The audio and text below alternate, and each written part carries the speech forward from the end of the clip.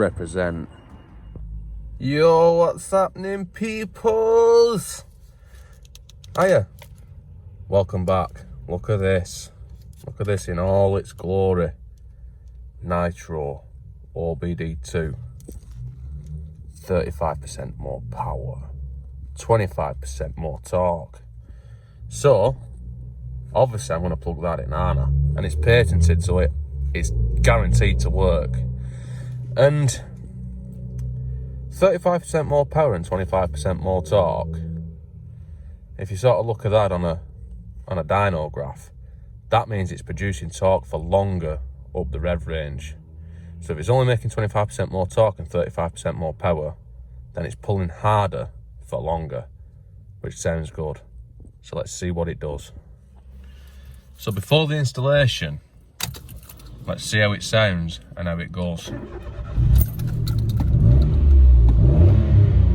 Yes, listen to the power there. And then, let's look at some acceleration. Some sheer acceleration.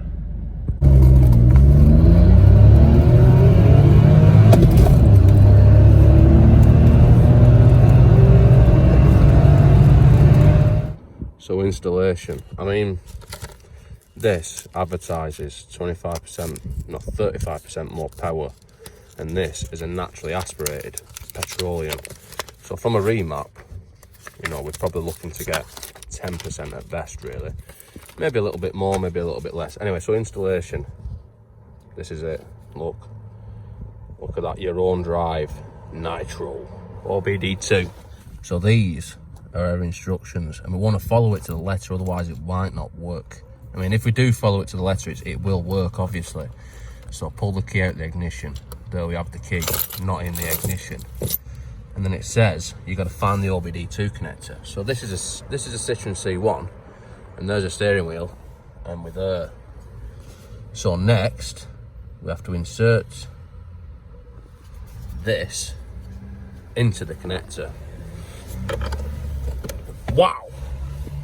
Yeah. And then it's got lights flashing on it. That means it's working. Insert the key into ignition, and the first stage, do not start the car.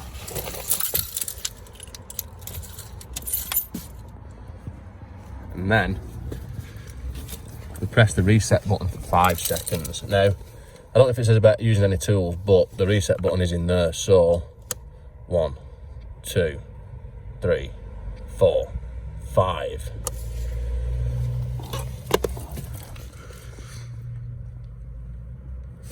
After releasing the button, wait a while, 30 to 54, very precise, 30 to 54 seconds. And it's communicating and establishing a connection, as you can see. So now we wait a little bit. So now it's 30 to 54 seconds later, and we're ready. Well, it still starts. So let's make some basic comparisons of, let's see how it sounds first.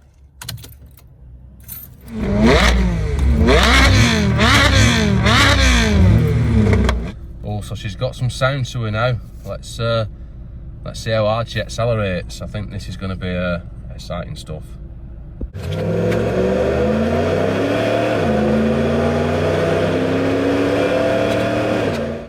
So that is some impressive results from this. So let's see where the magic happens. Let's pull the front off it and have a look inside and see how it actually works. Just carefully remove this cover. Yes. And then it's got circuit boards and shit inside, so it must work. Look at that. We've got a button. Got some LEDs. And yeah, that's where the power comes from. So let's do some further tests on it.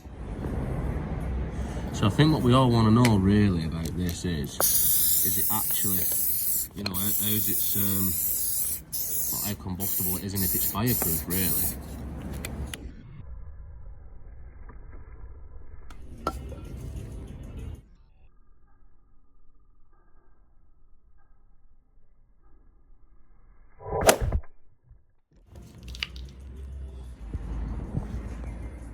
Yes.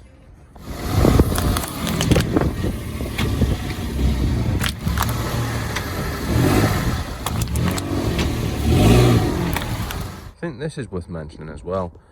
These DRLs that I put in have actually been in now for coming up to 6 months, and they are still working, which I'm really surprised about. I thought they'd maybe last 6 days if I was lucky, but yeah, they're still working. And on hazard lights, yes. So my opinion on this product, my review of this, well, awesome product. Does it actually work? Well, no, it was never going to work, was it? I mean, it's just putting power from the OBD2 port to a LED or two and lights up. Either that or I've just got a faulty one, in which case I probably should send it back to the seller for a refund. But no, it was never going to work, was it?